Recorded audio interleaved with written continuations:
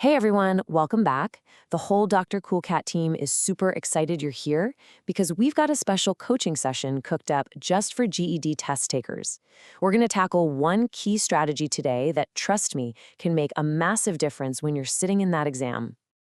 That's right. Consider this your own private coaching session. We are laser focused today on one high-value strategy that's going to pay off big time on test day. So get ready because you're about to seriously sharpen those analytical skills.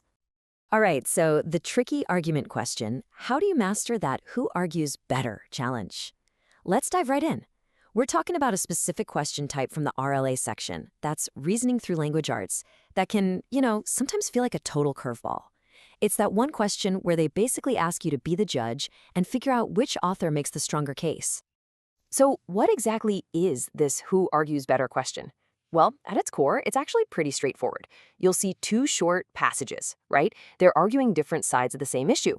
Your job is just to figure out which argument is, well, built on a more solid foundation. And this is super important. It's not about which side you personally agree with. Nope. It's all about which side presents the better proof.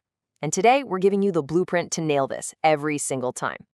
And here it is, the 3-step takedown. This is your foolproof method for sizing up any argument. Seriously. It's a simple but incredibly powerful way to analyze arguments, fast and accurately, especially when that clock is ticking on test day. Let's break it down. Okay, here's how it works. It's so simple. Step 1 is to spot the proof. You just look at what each author is using to back up their claim. Are they using facts? Data? Is it just a personal story or their own opinion? Just figure out what it is. Next, step 2, weigh the evidence. This is where you ask, okay, how good is this proof? Is it coming from a reliable source, like a real study, or is it just some vague claim? A stat from an official report, for example, is way more credible than just a random opinion.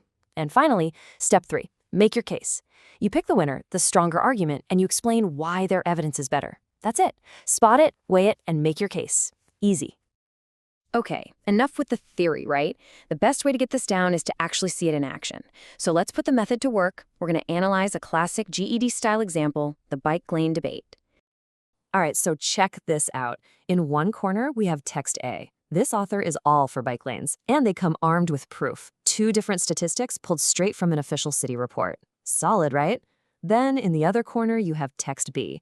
This person is arguing against the bike lanes, but their proof? Well, they use personal stories and this super vague claim that everyone knows bike lanes are unsafe. I bet you can already feel which one is stronger, can't you? Let's break it down officially with our steps. Okay, let's use our method on this handy little table here. First, let's look at text A. What's the evidence type? Well, it's statistics from a city report. And the credibility of that? That's super high. It's official data. Now let's look at text B. The evidence is personal stories or anecdotes and that flimsy everyone knows claim.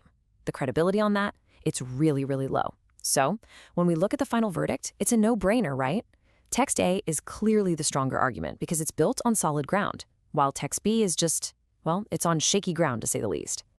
So yeah, the winner is crystal clear. It's text A. And let me see this again because it's so important.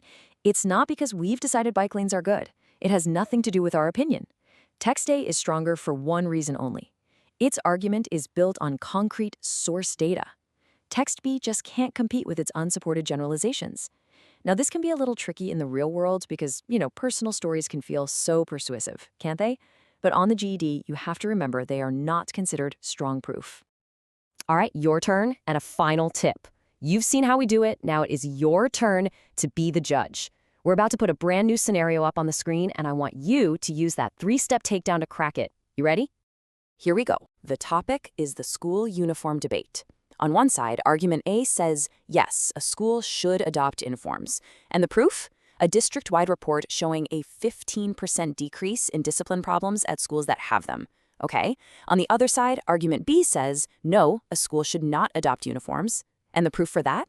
One single parent's story about how their kid felt less creative. Are you seeing the pattern here? It's that same setup, data versus a personal story. So here's the question for you. Apply that 3-step takedown we talked about. Which of these arguments is stronger? And even more importantly, why? I really want you to think about the why part. Think about the evidence type and its credibility. Go ahead and pause for a second if you need to. Really think it through. And hey, if you need one final tip, Like the one golden rule to take with you into the test? This is it.